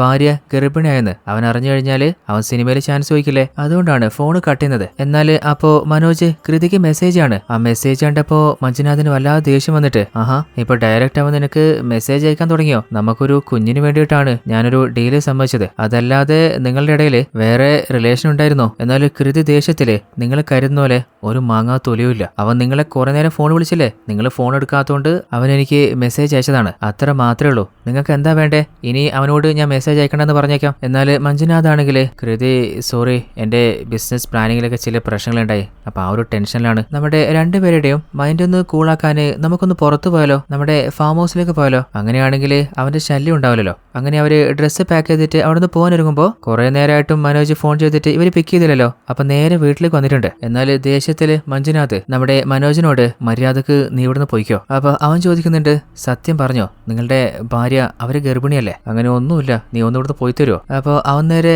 കൃതിയോട് ചോദിക്കുന്നുണ്ട്, സത്യം പറ, നിങ്ങൾ ഗർഭിണിയല്ലേ? എന്നാൽ ദേഷ്യം വന്ന മഞ്ജുനാഥ്, ഞാനിവിടെ മുമ്പിലുള്ളപ്പോ എന്റെ ഭാര്യ ചോദ്യം ചെയ്യാന് നീ അത്ര വലുതായാ? നിനക്ക് അറിയേണ്ടത് എന്നോട് ചോദിച്ചാ പോരെ? നിനക്കിപ്പോ എന്താ അറിയണ്ടേ? എന്റെ ഭാര്യ പ്രഗ്നന്റ് ആണോന്നാ? അവള് പ്രഗ്നന്റ് അല്ല, നീ ഫെയിൽ ആയിട്ടുണ്ട്. അതുകൊണ്ട് മര്യാദക്ക് ഇവിടുന്ന് തടി കാലിയാക്ക്. ഇനി ഒരിക്കലും എന്റെ കൺമുമ്പിൽ വന്നേക്കരുത്. അങ്ങനെ അവര് ഫാം ഹൗസിലേക്ക് പോകാൻ ഇറങ്ങിയതല്ലേ. എന്നാൽ കൃതിയോട് പറയുന്നുണ്ട്, എനിക്കൊരു പ്രധാനപ്പെട്ട ജോലി ചെയ്ത് തീർക്കാനുണ്ട്, അത് തീർത്തുടൻ തന്നെ വൈകുന്നേരം ഞാൻ നേരെ അങ്ങോട്ട് വന്നേക്കാം. അല്ല, നിങ്ങൾ വരാന്നല്ലേ എന്നോട് പറഞ്ഞേ, പിന്നെ പെട്ടെന്ന് എന്താ പ്ലാനിലൊരു മാറ്റം? എന്റെ സിറ്റുവേഷൻ നിന്ന് മനസ്സിലാക്ക്. ഒരു പെൺകുട്ടിയോട് ഓൾറെഡി ഓഡിഷന് വരാൻ പറഞ്ഞിട്ടുണ്ട്. അതുപോലെ മൂവിയുടെ ചില വർക്കും ഉണ്ട്, അതൊക്കെ തീരുമ്പോഴത്തേക്കും കുറെ ലേറ്റ് ആവും. ഇനിയിപ്പോ നീ ഇവിടെ ഉണ്ടെങ്കിൽ ആ ഒരു അനീഷില്ലേ, ഇവന്റെ പേര് അനീഷ് എന്നായിരുന്നില്ലേ? ഇടക്ക് മനോജ് ഒന്ന് മാറിപ്പോയതാണ്. അനീഷ് അവൻ തിരിച്ചു വന്ന് വീണ്ടും പ്രശ്നം ഉണ്ടാക്കും, നമ്മളുടെ ഇടയിലുള്ള ബന്ധം വഷളാവും ചെയ്യും. അങ്ങനെ അവസാനം സാക്ഷി സമ്മതിച്ചിട്ട് അവരുടെ ഫാം ഹൗസിലേക്ക് പോയതാണ്. എന്നാൽ പിന്നീട് ഞാൻ കാണുന്നത് എന്നെ വിട്ടുപിരിഞ്ഞ എന്റെ ഹസ്ബൻഡിനെയാണ്. അപ്പോൾ ഇൻസ്പെക്ടർ ചോദിക്കുന്നുണ്ട്, അല്ല, നിങ്ങളുടെ ഹസ്ബൻഡ് ആരോ ഓഡീഷന് വെയിറ്റ് ചെയ്യായിരുന്നു എന്ന് പറഞ്ഞിരുന്നില്ലേ, അത് ആരാണെന്നറിയോ? അപ്പൊ അവള് പറയുന്നുണ്ട്, ഞാൻ വീട്ടിലേക്ക് വന്നപ്പോ ഒരു പെൺകുട്ടിയെ നിങ്ങൾ കൂട്ടിക്കൊണ്ടു പോയില്ലേ, അവളാന്ന് തോന്നുന്നുണ്ട്. അങ്ങനെ SI നേരെ സ്റ്റേഷനിലേക്ക് പോയിട്ട് നമ്മുടെ സാക്ഷിയുടെ അച്ഛനെ വിളിപ്പിക്കുകയാണ്. എന്നിട്ട് അങ്ങരോട് പറയുന്നുണ്ട്, ഒരു ഫേമസ് പ്രൊഡ്യൂസർ ആയിട്ടുള്ള മഞ്ജുനാഥ് കൊല്ലപ്പെട്ട കാര്യം നിങ്ങൾ അറിഞ്ഞില്ലേ? ആ ഒരു മർഡറിലെ ഐ വിറ്റ്നസ് ആണ് നിങ്ങളുടെ മകള്. ഇപ്പോ നിങ്ങൾക്ക് നിങ്ങളുടെ മകളെ കൂട്ടിക്കൊണ്ടു പോവാം, എന്നാല് ഞാൻ വിളിപ്പിക്കുമ്പോ സ്റ്റേഷനിലേക്ക് അതുപോലെ ഇനി കോടതിയിലേക്ക് വരേണ്ടി വന്നാലും അത് ഉടനെ ചെയ്തേക്കണം. അങ്ങനെ അവളുടെ അച്ഛനെ സമ്മതിച്ചിട്ട് അവളെ ഇവിടെ നിന്ന് കൂട്ടിക്കൊണ്ടു പോവാണ്. അങ്ങനെ നമ്മുടെ ഇൻസ്പെക്ടറിലെ വീട്ടിൽ കടന്ന് നല്ല ഉറക്കാണ്. സ്റ്റേഷനിലേക്ക് പോലും പോവാതെ നമ്മുടെ കോൺസ്റ്റബിളിനെ വിളിച്ച് പറയുന്നുണ്ട്, ആ ഒരു കേസിന്റെ ഡീറ്റെയിൽസ് അല്ലേ, അത് നേരെ വീട്ടിലേക്ക് കൊണ്ടുപോകും. അങ്ങനെ ഡീറ്റെയിൽസ് ഒക്കെ കൊണ്ടുവന്ന് കൊടുക്കുമ്പോ SI ചോദിക്കുന്നുണ്ട്, ഇതില് പോസ്റ്റ്മോർട്ടം റിപ്പോർട്ട് ഉണ്ടോ? ഇല്ല സാറേ, പോസ്റ്റ്മോർട്ടം റിപ്പോർട്ട് വരാന് ഒരാഴ്ചയും കൂടി ആവുന്ന ഡോക്ടേഴ്സ് പറയുന്നത്. എന്നാല് മഞ്ജുനാഥ് കൊല്ലപ്പെട്ട ടൈം ഓഫ് ഡെത്ത് ഞാൻ അന്വേഷിച്ചിരുന്നു. അപ്പോ രാവിലെ 7 മണിയുടെയും 9 മണിയുടെയും ഇടയിലാണ് അങ്ങരുടെ മരണം നടന്നതെന്ന് ഡോക്ടർ കൺഫേം ചെയ്തിട്ടുണ്ട്. അതുപോലെ ഡോക്ടർ ഒരു കാര്യം കൂടി പറഞ്ഞു, അങ്ങരുടെ മരണം നടക്കുന്നതിന് കുറച്ചു മുൻപ് അങ്ങർക്ക് ചെറുതായിട്ടൊരു മൈൽഡ് ഹാർട്ട് അറ്റാക്ക് സംഭവിച്ചിട്ടുണ്ടായിരുന്നു. കൂടുതൽ ക്ലിയർ ആയിട്ടുള്ള ബാക്കി ഡീറ്റെയിൽസ് പോസ്റ്റ്മോർട്ടം റിസൾട്ട് വന്നാൽ മാത്രമേ നമുക്ക് മനസ്സിലാക്കാൻ പറ്റൂ. അത് മാത്രമല്ല സാറേ, ആ ഒരു വീട്ടിൽ നിന്ന് കിട്ടിയ ഗണ്ണില്ലേ, ആ ഗണ്ണില് അനീഷിന്റെയും സാക്ഷിയുടെയും അവരുടെ രണ്ടുപേരുടെയും മാത്രമേ ഫിംഗർ പ്രിന്റ് ഉണ്ടായിരുന്നുള്ളൂ. അല്ല, കോൾ റെക്കോർഡുകളൊക്കെ നിങ്ങൾ കൊണ്ടുവന്നു ചോദിക്കുമ്പോൾ എല്ലാ ഡീറ്റെയിൽസും ഫയലിൽ തന്നെ ഉണ്ട്. ഇനിയിപ്പോ ഞാൻ പോയിക്കോട്ടെ. അങ്ങനെ കോൺസ്റ്റബിളിനെ പറഞ്ഞയച്ച ശേഷം ആ ഒരു കോൾ റെക്കോർഡ്സ് മുഴുവനായിട്ട് നമ്മുടെ ഇൻസ്പെക്ടർ ചെക്ക് ചെയ്ത് നോക്കുകയാണ്. അപ്പോഴാണ് ഇൻസ്പെക്ടറിന് ഒരു കാര്യം മനസ്സിലാവുന്നത്, അനീഷിന്റെയും സാക്ഷിയുടെയും ഫോണിലേക്ക് ഒരു അമേരിക്കൻ നമ്പറിൽ നിന്ന് തുടർച്ചയായിട്ട് കോൾ വന്നിട്ടുണ്ടായിരുന്നു. അതായത് നമ്മുടെ അനീഷിനെ ഭീഷണിപ്പെടുത്തിയ ആ ഒരു ലേഡിയിലെ അവര് അമേരിക്കയിൽ നിന്നാണ് അനീഷിനെ വിളിച്ചിട്ടുണ്ടായിരുന്നത്. അതിനുശേഷം അവന്റെ ഫോൺ പൊട്ടിയപ്പോ സാക്ഷിയുടെ ഫോണിലേക്ക് വിളിച്ചിരുന്നില്ലേ, ആ ഒരു അമേരിക്കൻ നമ്പറിന്റെ ഉടമസ്ഥൻ ആരാണെന്ന് ഇനി നമ്മുടെ ഇൻസ്പെക്ടർ കണ്ടെത്തണം. അതിനുശേഷം കൃതിയുടെ നമ്പറിലേക്ക് സസ്പീഷ്യസ് ആയിട്ട് ആരെങ്കിലും വിളിച്ചിട്ടുണ്ടോ നോക്കുമ്പോ അതില് ഒരു നമ്പറിലേക്ക് മാത്രമായിട്ട് കൃതി ദിവസവും കുറെ പ്രാവശ്യം വിളിച്ചിട്ടുണ്ട്. ആ ഒരു നമ്പർ ഏതാന്ന് ഒന്ന് അതിലേക്ക് വിളിച്ചു നോക്കുമ്പോ ആ ഒരു നമ്പറിലേക്ക് ഫോണേ പോകുന്നില്ല. നിങ്ങൾ വിളിക്കുന്ന നമ്പർ പരിധിക്ക് പുറത്താണെന്നാണ് പറയുന്നത്. അല്ല, ആ നമ്പറിന്റെ ഉടമസ്ഥൻ ആരായിരിക്കുന്നത് ഇൻസ്പെക്ടർ ചെക്ക് ചെയ്ത് നോക്കുമ്പോൾ അവന്റെ പേര് ട്രൂ കോളറിൽ കാർത്തിക് എന്ന് കാണിക്കുന്നത്. അപ്പോൾ നമ്മുടെ ഇൻസ്പെക്ടറിലെ കോൺസ്റ്റബിളിനോട് ഈ നമ്പറിന്റെ ഉടമസ്ഥനായിട്ടുള്ള കാർത്തിക് അവൻ ആരാണെന്ന് കണ്ടുപിടിക്കുക. അതും പറഞ്ഞ് ഇൻസ്പെക്ടർ നേരെ പോകുന്നത് നമ്മുടെ മഞ്ജുനാഥിന്റെ വീട്ടിലാണ്. ആ വീട്ടില് ശരിക്ക് എന്താണ് സംഭവിച്ചതെന്ന് ഓൾറെഡി നമ്മുടെ അനീഷ് പറഞ്ഞിരുന്നില്ലേ, ആ ഒരു സീനൊക്കെ ഒന്ന് റീക്രിയേറ്റ് ചെയ്ത് നോക്കുകയാണ്. തന്റെ കോൺസ്റ്റബിളിനെ കൊണ്ട് മഞ്ജുനാഥിന്റെ ബോഡി പോലെ തന്നെ ഒന്ന് ഡെമോ ചെയ്ത് നോക്കുന്നുണ്ട്. അങ്ങനെ ആ വീട് മുഴുവനായിട്ട് ചെക്ക് ചെയ്ത് നോക്കുകയാണ്. അപ്പോഴാണ് ഒരു ജനലിന്റെ പുറത്തായിട്ട് എന്തോ ഒരു മെഡിസിൻ കാണുന്നത്. അല്ല, ഈ ഒരു മരുന്ന് ഇപ്പോ ആരായിരിക്കും പ്രിസ്ക്രൈബ് ചെയ്തിട്ടുണ്ടാവുക? ആ ഒരു ഡീറ്റെയിൽസ് ചെക്ക് ചെയ്ത് നോക്കുമ്പോൾ നമ്മുടെ മഞ്ജുനാഥും സാക്ഷിയും കൂടി ഒരു ലേഡി ഡോക്ടറെ മീറ്റ് ചെയ്യാൻ പോയിരുന്നില്ലേ, ആ ഒരു ഡോക്ടർ പ്രിസ്ക്രൈബ് ചെയ്തതായിരുന്നു. അങ്ങനെ ആ ഒരു ഡോക്ടർ മീറ്റ് ചെയ്തിട്ട് കാര്യങ്ങൾ ഇൻസ്പെക്ടർ അന്വേഷിക്കുമ്പോൾ മഞ്ജുനാഥും അവരുടെ ഭാര്യ കൃതിയും അവർക്ക് കുഞ്ഞില്ലാത്തതുകൊണ്ട് ട്രീറ്റ്മെന്റിന് വേണ്ടി എന്നെ കാണാൻ വന്നിട്ടുണ്ടായിരുന്നു. അപ്പോഴാണ് ഞാൻ ഈ മെഡിസിൻ അവർക്ക് റെക്കമെൻഡ് ചെയ്തത്. എന്നാൽ ഈ മെഡിസിൻ അങ്ങനെ പെട്ടെന്ന് എടുക്കാൻ പറ്റില്ല. കാരണം മഞ്ജുനാഥിന്റെ കണ്ടീഷൻ വെച്ചിട്ട് ഒരു ഹാർട്ട് ഡോക്ടറെ കണ്ടിട്ട് അങ്ങേരുടെ കൺസേണോടുകൂടി ഈ ഒരു മരുന്ന് എടുക്കാനാണ് പറഞ്ഞിരുന്നത്. അവരെന്തായാലും നമ്മുടെ ഈ ഹോസ്പിറ്റലിലെ ഒരു ഹാർട്ട് ഡോക്ടറെ കണ്ടിട്ടേ ഇല്ല. പുറത്തുനിന്ന് എന്തായാലും കാണാനുള്ള സാധ്യതയില്ല. ചിലപ്പോൾ അതുകൊണ്ടുകൂടി ആയിരിക്കാം മഞ്ജുനാഥിന് ഹാർട്ട് അറ്റാക്ക് വന്നിട്ടുണ്ടാവുക. അടുത്ത സീനില് നമ്മുടെ കോൺസ്റ്റബിൾ ഇല്ലേ, ആ ഒരു കാർത്തിക് അവൻ ആരാണെന്ന് കണ്ടെത്തിയിട്ടുണ്ട്. നോക്കുമ്പോൾ അവൻ ഒറ്റക്ക് ഒരു റൂം എടുത്ത് സ്റ്റേ ചെയ്തിരിക്കുകയാണ്. അങ്ങനെ അവൻ അവിടെ നിന്ന് എങ്ങോട്ടൊക്കെ പോകുന്നുണ്ട്. അങ്ങനെ അവന്റെ പിന്നാലെ നമ്മുടെ കോൺസ്റ്റബിൾ വരുമ്പോൾ ആ കാര്യം അവന് മനസ്സിലായിട്ട് അവിടെ നിന്ന് ഓടിപ്പോകാൻ നോക്കുകയാണ്. കാർത്തിക്, നീ രക്ഷപ്പെടാൻ നോക്കരുത്, അവിടെ നിൽക്കുമെന്ന് പറഞ്ഞവന്റെ പിന്നാലെ പോകുമ്പോൾ അവൻ നമ്മുടെ കോൺസ്റ്റബിളിനെ തള്ളിയിട്ടിട്ട് അവിടെ നിന്ന് ഓടി തടിയെടുക്കുന്നുണ്ട്. ആ ഒരു കാര്യം നമ്മുടെ ഇൻസ്പെക്ടർ വിളിച്ച് പറഞ്ഞപ്പോൾ ഞാൻ വേഗം തന്നെ അങ്ങോട്ടേക്ക് വരാം. അങ്ങനെ കാർത്തികിന്റെ റൂമിലേക്ക് പോയിട്ട് ആ ഒരു റൂം മുഴുവനായിട്ട് ഹീറോ അരിച്ചു പെറുക്കി നോക്കുന്നുണ്ട്. എന്നിട്ട് കോൺസ്റ്റബിളിനോട്, അല്ല ഈ പ്രായത്തില് താനാരാ ജെയിംസ് ബോണ്ട് എന്ന് കരുതിയിട്ടാ ഒറ്റക്ക് അവനെ പിടിക്കാന് അവന്റെ മുമ്പിൽ ചെന്നു കൊടുത്ത്. അങ്ങനെ ആ റൂം മുഴുവനായിട്ട് ഇൻസ്പെക്ടർ അരിച്ചു പെറുക്കിയിട്ടും പ്രത്യേകിച്ച് ഒന്നും കിട്ടിയില്ല. അപ്പോഴാണ് വേസ്റ്റ് ബാസ്ക്കറ്റിലെ ഒരു ATM യൂസ് ചെയ്ത സ്ലിപ്പ് കാണുന്നത്. ആ ഒരു സ്ലിപ്പില് കാർത്തികിന്റെ ബാങ്ക് ഡീറ്റെയിൽസ് ഇല്ലേ, അത് വെച്ചിട്ട് കാർത്തിക് ആരാണ്, അവന്റെ ഫാമിലി ഡീറ്റെയിൽസ്, അതുപോലെ അവന്റെ ബാങ്ക് അക്കൗണ്ടിലേക്ക് ആരൊക്കെ പൈസ അയച്ചു കൊടുത്തിട്ടുണ്ട്, ആർക്കൊക്കെ അവൻ പൈസ കൊടുത്തിട്ടുണ്ട്, അങ്ങനെ എല്ലാ ഡീറ്റെയിൽസ് കളക്ട് ചെയ്യുമ്പോൾ നമ്മുടെ ഇൻസ്പെക്ടറിന് ഒരു കാര്യം മനസ്സിലാവുന്നുണ്ട്. അതായത് പ്രൊഡ്യൂസർ മഞ്ജുനാഥ് ഇല്ലേ, അങ്ങയുടെ അക്കൗണ്ടിൽ നിന്ന് മാസം ഒരു വലിയ തുക തന്നെ ഇവന്റെ അക്കൗണ്ടിലേക്ക് ട്രാൻസ്ഫർ ചെയ്തിട്ടുണ്ട്. എന്നിട്ട് കോൺസ്റ്റബിളിനോട്, ആ ഒരു കാർത്തികില്ലേ അവന് വേഗം തന്നെ പൊക്കാൻ നോക്ക്, ഒറ്റക്ക് പോണ്ട, ആരെങ്കിലും കൂട്ടിട്ട് പോയാൽ മതി. അടുത്ത സീല് നമ്മുടെ കണ്ണാബി ഡ്രൈവർ ഇല്ലേ, അവനിക്കൊരു കോൺസ്റ്റബിൾ ഒരു ബീഡി കൊണ്ടുവന്ന് കൊടുക്കുന്നുണ്ട്. അപ്പൊ അനീഷിനോട്, ഈ പോലീസിനെ പേടിക്കേണ്ട കാര്യമൊന്നുമില്ല, അവര് പറയുന്നത് അങ്ങ് ചെയ്തു കൊടുത്താൽ മതി. ഇന്നലെ എന്നോട് ക്ലോസറ്റ് കഴുകാൻ പറഞ്ഞു, അത് ഞാൻ ചെയ്തു കൊടുത്തപ്പോ എനിക്ക് കിട്ടിയ സമ്മാനം കണ്ടില്ലേ. എന്നാൽ അങ്ങോട്ട് വന്ന ഇൻസ്പെക്ടർ ഇല്ലേ, അവനെടുത്ത് പഞ്ഞു കിട്ടിട്ട്, മോനെ ഡ്രൈവറെ, നീ മറച്ചു വെക്കുന്ന സത്യങ്ങളൊക്കെ മര്യാദക്ക് പറഞ്ഞു. അപ്പോഴാണ് അവൻ ചില ഫ്ലാഷ് ബാക്ക് പറയുന്നത്. നമ്മുടെ ഡ്രൈവർ തന്റെ ഓട്ടോയുമായിട്ട് പോയിക്കൊണ്ടിരിക്കുമ്പോൾ ആ ഒരു കാർത്തിക് ഇല്ലേ മഞ്ജുനാഥിന്റെ വീട്ടിൽ നിന്ന് ഓടിപ്പടച്ച് വന്നിട്ട് നമ്മുടെ ഡ്രൈവറുടെ വണ്ടിയിൽ കയറുകയാണ്. താൻ ഏതാടാ, ഞാൻ വേറൊരു ഓട്ടം പോയിക്കൊണ്ടിരിക്കുക. എന്നാൽ അവൻ പറഞ്ഞത്, നീ ചോദിക്കുന്ന പൈസ ഞാൻ തന്നേക്കാം, എന്നെ ഒന്ന് വേഗം ബസ് സ്റ്റാൻഡിൽ കൊണ്ടാക്കി തരുമോ. എന്നാൽ അപ്പോഴാണ് അവനൊരു ഫോൺ വന്നത്. അതിലേതോ ലേഡിയെ സംസാരിച്ചേ. അപ്പൊ അവൻ ദേഷ്യത്തില്, നീ എന്താ കരുതിയേ, നിന്റെ പ്ലാനില് ഞാൻ കുടുങ്ങുന്നോ, ഒരിക്കലും എന്നെ പിടിക്കാൻ പറ്റില്ല, പിന്നെ എന്റെ പൈസ അതെനിക്ക് കിട്ടിയേ മതിയാവോ. എന്നിട്ട് അവളെ പച്ചത്തെറിയും പറഞ്ഞ് അവൻ ഫോൺ കട്ട് ചെയ്തതാണ്. അങ്ങനെ അവൻ പറഞ്ഞ സ്ഥലത്ത് ഇറങ്ങി പോകുമ്പോ ഒരു 2000 കൊടുത്തിട്ട് അതിന്റെ ചേഞ്ച് പോലും വാങ്ങാതെ പോവാണ്. അല്ല, ഇവനിപ്പോ ഫോണില് എന്തോ പൈസ എന്ന് പറഞ്ഞിട്ട് 2000 തന്ന് ചേഞ്ചും വാങ്ങിയില്ലല്ലോ. അങ്ങനെയാണെങ്കിലേ ആ വീട്ടിൽ നല്ലൊരു കോളുണ്ട്, 2000ന്റെ കെട്ടുണ്ടാവും, എന്തായാലും അടിച്ചു മാറ്റിയനെ. അങ്ങനെ പ്ലാൻ ചെയ്തിട്ടാണ് ആ വീട്ടിലേക്ക് പോയത്. എന്നാലും അവന് നല്ല സമയത്തിന് അവനിപ്പോ കുടുങ്ങിയിട്ട് സെല്ലിൽ ഇരിക്കേണ്ടി വന്നതാണ്. അങ്ങനെ അവന്റെ ഫ്ലാഷ് ബാക്ക് കേട്ടപ്പോ ഇവനിൽ നിന്നും പ്രത്യേകിച്ച് ഒരു ക്ലൂവും കിട്ടാനില്ല. അങ്ങനെ അവനെ കരണടിച്ച് പൊളിച്ചിട്ട് അവനെ സെല്ലിൽ നിന്ന് ഇറക്കി വിടാണ്. ഇനിയിപ്പോ ആരെയാ ചോദ്യം ചെയ്യാ, നേരെ സാക്ഷിയെ ചോദ്യം ചെയ്യാന് അവളുടെ വീട്ടിലേക്ക് പോകുമ്പോ കുറെ നാളായിട്ട് അവളുടെ അച്ഛന്റെ അമ്മയുടെ ആഗ്രഹമായിട്ടുള്ള കല്യാണത്തിന് അവള് സമ്മതിച്ചിട്ടുണ്ട്. അങ്ങനെ കല്യാണത്തിന്റെ പരിപാടിയൊക്കെ നടന്നുകൊണ്ടിരിക്കുമ്പോ നമ്മുടെ സാക്ഷിയോട് ഇൻസ്പെക്ടർ ചോദിക്കുന്നുണ്ട്, അന്ന് ആ വീട്ടിൽ നീ കുടുങ്ങിന്ന് പറഞ്ഞില്ലേ, അപ്പൊ ഒരു 8:15 സമയത്ത് നിന്റെ ഫോണിലേക്ക് ഒരു നമ്പറിൽ നിന്ന് കോൾ വന്നിട്ടുണ്ടല്ലോ, അതാരായിരുന്നു? അപ്പൊ അവൾ ആ ഫ്ലാഷ് ബാക്ക് പറയാണ്. അന്ന് ആ വീട്ടില് നമ്മുടെ മനോജും സാക്ഷിയും കുടുങ്ങിയ സമയത്ത് സാക്ഷി മനോജിനോട് ചോദിച്ചിട്ടുണ്ട്, അല്ല നീ എങ്ങനെ ഇവിടെ എത്തിയേ, നീ സിനിമ ഓഡിഷന് വന്നല്ലേ, അതുപോലെ തന്നെയാ ഞാനും വന്നേ. ആഹാ, നീയും എന്നെ പോലെ തന്നെ ഓഡിഷൻ ആഗ്രഹിച്ച് കുടുങ്ങിയതല്ലേ. അപ്പോഴാണ് സാക്ഷിയുടെ ഫോണിലേക്ക് കോള് വരുന്നത്. നോക്കുമ്പോ ആ ഒരു ലേഡി തന്നെയാണ്. ആ ഒരു ഫോണ് സ്പീക്കറിൽ വെച്ചപ്പോ നിന്റെ അരികിലെ മനോജില്ലേ, അവൻ നിന്നോട് പറഞ്ഞതൊക്കെ പച്ച നുണയാന്ന് പറഞ്ഞിട്ട് ആ ഒരു ലേഡി ഫോണ് കട്ടിയാണ്. അപ്പോ സാക്ഷി, അല്ല മനോജ്, അവര് പറഞ്ഞ പോലെ നീ എന്തെങ്കിലും സത്യം എന്നോട് മറയ്ക്കുന്നുണ്ടോ? അവര് പറയുന്നതൊക്കെ വിശ്വസിച്ചിട്ടല്ലേ ഇപ്പോ നമ്മൾ രണ്ടുപേരും കുടുങ്ങിയിട്ടുള്ളേ, ഞാൻ നിന്റെ അടുത്തുനിന്ന് ഒന്നും മറയ്ക്കുന്നില്ല. അതും പറഞ്ഞിട്ട് എന്തെങ്കിലും കഴിക്കാനുണ്ടോന്ന് ഫ്രിഡ്ജ് തുറന്നു നോക്കുമ്പോ, അല്ല മനോജ്, നീ ഇവിടെ കുടുങ്ങിയിട്ട് നിനക്ക് ഒരു ടെൻഷനും ഇല്ലല്ലോ. ടെൻഷൻ അടിച്ചിരുന്നിട്ട് പ്രത്യേകിച്ച് കാര്യമൊന്നുമില്ല, വിശക്കുമ്പോ എന്തെങ്കിലും കഴിക്കണ്ടേ. എന്നാല് സാക്ഷി നിർത്താതെ, നീ സത്യം പറഞ്ഞു, നീ എന്ത് രഹസ്യം മറച്ചു വെക്കുന്നേ? അങ്ങനെ ചോദിച്ചുകൊണ്ടിരുന്നപ്പോ അവസാനം അവനോളെ തള്ളിവിട്ട് പറയുന്നുണ്ട്, ആ ലേഡി അവര് പറഞ്ഞ സത്യ, ഞാനൊരു കോൾ ബോയാ. എന്താ സത്യം മനസ്സിലായോ? പ്രശ്നമൊക്കെ തീർന്നോ? അപ്പൊ ഷോക്കായിട്ട് സാക്ഷി, എന്ത് കോൾ ബോയാന്നോ? അങ്ങനെ അവൾക്കറിയുന്ന കാര്യങ്ങളൊക്കെ ഇൻസ്പെക്ടറോട് പറഞ്ഞപ്പോ ഇൻസ്പെക്ടർ നേരെ പോയിട്ട് അനീഷിന്റെ അടുത്ത് പഞ്ഞി കിടുന്നുണ്ട്. പൊന്നു മോനെ അനീഷ്, സത്യം പറഞ്ഞോ, നീ എന്തുകൊണ്ടാടാ ഇത്രയും നാൾ ഈ കാര്യമൊന്നും പറയാതെ മറച്ചു വെച്ചേ? അപ്പൊ അവൻ പറയുന്നുണ്ട്, സാർ എനിക്കിത് പുറത്ത് പറയാനൊരു മടി തോന്നിയോണ്ടാ. ആഹാ, കൊള്ളാല, നിന്റെ കസ്റ്റമർ അവൾ ആരാടാ? അപ്പൊ അവൻ പറയുന്നുണ്ട്, സാറേ അവളുടെ പേര് സന എന്നാണ്. അതവിടെ ഇരിക്കട്ടെ, നീ ഈ പെണ്ണിനെ എവിടെയെങ്കിലും കണ്ടിട്ടുണ്ടോ എന്ന് ചോദിച്ചിട്ട് ഒരു പെൺകുട്ടിയുടെ ഫോട്ടോ കാണിച്ചു കൊടുക്കുകയാണ്. അത് ആരുടെ ഫോട്ടോ ആണെന്ന് നമ്മളെ കാണിക്കുന്നില്ല. അപ്പൊ അവൻ പറയുന്നുണ്ട്, സാർ ഇവരെ ഞാൻ ഒരിക്കൽ പബ്ബിൽ വെച്ച് കണ്ടിട്ടുണ്ടായിരുന്നു. ഒറ്റ പ്രാവശ്യം മാത്രമേ കണ്ടിട്ടുള്ളൂ. അന്ന് ഇവരെ എന്നെ പരിചയപ്പെടുത്തത് സന തന്നെയാ. എന്നാൽ ഈ ലേഡി ആണെങ്കിൽ എനിക്ക് പൈസ പോലും തരാതെയാ അന്ന് പോയത്. അപ്പൊ ഇൻസ്പെക്ടർ, നിനക്കൊരാൾ പൈസ തന്നിട്ടില്ലെങ്കിൽ നീ അവളെയും കൊന്നുകളയോ? അപ്പൊ അനീഷ്, അല്ല സാറേ, അതിന് ഇവര് മരണപ്പെട്ടു പോയോ? അങ്ങനെ അവൻ ഷോക്കായിരിക്കുമ്പോ നമ്മുടെ ഇൻസ്പെക്ടർ ഇല്ലേ എന്തോ ഒരു കാര്യം ഓർത്തിട്ട് അവിടുന്ന് പുറത്തേക്ക് വരികയാണ്. അപ്പോ കോൺസ്റ്റബിൾ പറയുന്നുണ്ട്, സാറേ ആ ചെക്കൻ പറയുന്നൊക്കെ കേട്ടിട്ട് എല്ലാം സത്യം തോന്നുന്നുണ്ട്. തനിക്ക് പറഞ്ഞ പണി ചെയ്യേ, ബാക്കി ഞാൻ നോക്കിക്കൊള്ളാം. അപ്പോഴാണ് ഇൻസ്പെക്ടറിന്റെ കയ്യിൽ ആ ഫോട്ടോ നമ്മൾ കാണുന്നത്. അതാരാന്ന് വെച്ചാല് മഞ്ജുനാഥിന്റെ ഭാര്യ കൃതിയില്ലേ, അവരുടെ ഫോട്ടോയാണ്. അല്ല, കുറച്ചു നേരത്തെ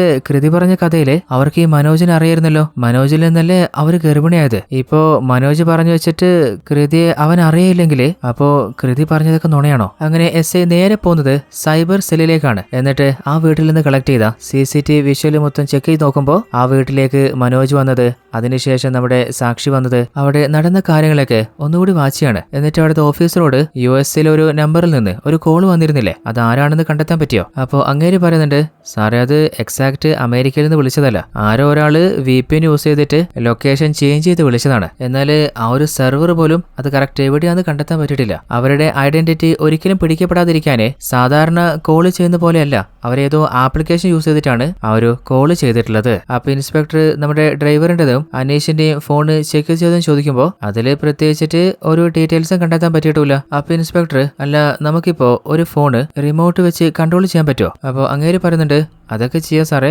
പക്ഷേ അങ്ങനെ ചെയ്യാൻ ഉദ്ദേശിക്കുന്ന ഫോണില്ലേ അതൊരു 5 മിനിറ്റെങ്കിലും എനിക്ക് നേരത്തെ കൈ കിട്ടണം. ഓക്കെ, ഞാൻ നോക്കി നോക്കട്ടെ എന്ന് പറഞ്ഞിട്ട് ഇൻസ്പെക്ടർ അവിടെ നിന്ന് നേരെ പോകുന്നത് നമ്മുടെ മനോജ് പറഞ്ഞ ആ ഒരു സനയെ മീറ്റ് ചെയ്യാനാണ്. അവളോട് കാര്യങ്ങൾ ചോദിക്കുമ്പോൾ അവൻ പറഞ്ഞ പോലെ തന്നെ ആ ഒരു പാർട്ടിയിൽ വെച്ചിട്ടാണ് ഞാൻ ആ ലേഡിയെ മീറ്റ് ചെയ്യുന്നത്. അന്ന് അവനെ ഒന്ന് പരിചയപ്പെടുത്തി കൊടുത്തു എന്ന കാര്യം സത്യ, അല്ലാതെ ഈ കേസുമായിട്ട് എനിക്കൊരു ബന്ധവുമില്ല. സാർ എന്നെ വെറുതെ ഇതിലേക്ക് വലിച്ചിടരുത്. അപ്പൊ ഇൻസ്പെക്ടർ, എന്തെങ്കിലും സംശയം തോന്നിയാല് ഞാൻ നേരെ വരുന്നു പറഞ്ഞിട്ട് അവിടെ നിന്ന് നേരെ പോകുന്നത് നമ്മുടെ കൃതിയുടെ വീട്ടിലേക്കാണ്. അവരോട് ചോദിക്കുന്നുണ്ട്, നിങ്ങൾക്ക് മാനസ എന്നൊരു ലേഡി അറിയോ? ഇതുവരെ മാനസ എന്നൊരു ക്യാരക്ടർ നമ്മൾ കേട്ടിട്ടില്ലല്ലോ എന്ന് നിങ്ങൾക്ക് സംശയം ഉണ്ടെങ്കിൽ അനീഷിന്റെ ഫോണിലേക്ക് ആദ്യം ഒരു ലേഡി വിളിച്ചിട്ട് മഞ്ജുനാഥിന്റെ വീട്ടിലേക്ക് വരാൻ പറഞ്ഞിരുന്നില്ലേ, ആ ഒരു ലേഡി പറഞ്ഞത് അവരുടെ പേര് മാനസ എന്നാണ്. അപ്പൊ കൃതി, മാനസ എന്ന പേര് എന്റെ ഹസ്ബൻഡ് മഞ്ജുനാഥിന്റെ ആദ്യ ഭാര്യയുടെ പേര് മാനസ എന്നായിരുന്നു. അല്ല സാറേ, എന്തിനാ ഇപ്പോ നിങ്ങൾ അവരെ കുറിച്ച് ചോദിക്കുന്നേ? അതവിടെ നിൽക്കട്ടെ. അല്ല, ഇപ്പൊ മാനസ അവരെവിടെ ഉണ്ടാവുക? എനിക്ക് അവരെ ഒന്ന് നേരിട്ട് കാണണല്ലോ. അതിനവരെവിടെയുള്ളതെന്ന് എനിക്ക് അറിയില്ല സാറേ. ചിലപ്പോ എന്റെ ഹസ്ബൻഡിന് അറിയായിരിക്കും. എന്നാല്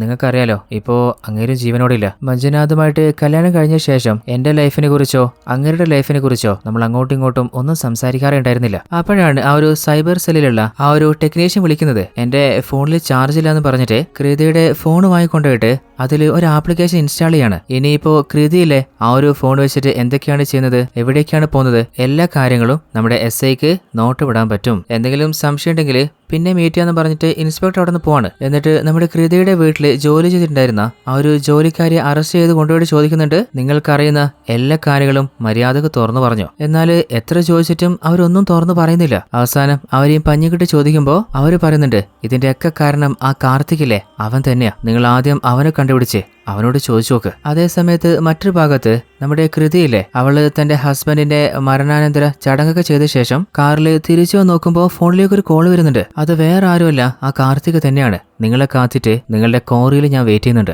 ആരും അറിയാതെ എന്നെ മീറ്റ് ചെയ്യാൻ വാ. അപ്പോഴാണ് ശരിക്ക് എന്താണ് സംഭവിച്ചെന്നുള്ള ആ ഒരു ഫ്ലാഷ് ബാക്ക് നമ്മൾ കാണുന്നത്. ഈ ഒരു കാർത്തിക് ആരാന്ന് വെച്ചാല് ഒരു സിനിമ ഡയറക്ടർ ആയിരുന്നു. അങ്ങനെ മഞ്ജുനാഥിനെ കാണാൻ വേണ്ടിയിട്ട് ഇടയ്ക്ക് വീട്ടിലേക്ക് വരാറുണ്ട്. അങ്ങനെയാണ് ആ ഒരു ഫാമിലി ആയിട്ട് ഒരു റിലേഷൻ സ്റ്റാർട്ട് ആവുന്നത്. കുറച്ചു മുൻപ് നമ്മുടെ ഇൻസ്പെക്ടറിനോട് കൃതി അനീഷിനെ വെച്ചിട്ട് ഒരു കഥ പറഞ്ഞിരുന്നില്ലേ, അതായത് ഇവര് പ്രഗ്നന്റ് ആയിരുന്നു എന്നും അതിന്റെ കാരണം അനീഷ് ആയിരുന്നു എന്നും. എന്നാൽ ശരിക്കത് അനീഷ് ആയിരുന്നില്ല, മറിച്ചത് കാർത്തിക് ആയിരുന്നു. അങ്ങനെ ഒരിക്കൽ മഞ്ജുനാഥും കൃതിയും ഫിസിക്കൽ റിലേഷൻ നോക്കുമ്പോൾ മഞ്ജുനാഥിന് കഴിയുന്നില്ല. എന്നാൽ കൃതി ആണെങ്കിൽ അങ്ങനെ ഫോഴ്സ് ചെയ്യുമ്പോൾ എനിക്ക് കഴിയുന്നില്ല എന്ന് പറഞ്ഞ് അവളുടെ മുഖത്ത് അടിച്ചിട്ട് അങ്ങനെ ഒരു പബ്ബിലേക്ക് പോയതാണ്. എന്നാൽ കുറച്ച് കഴിഞ്ഞപ്പോൾ നമ്മുടെ കൃതിയും ആ പബ്ബിലേക്ക് പോയിട്ടുണ്ട്.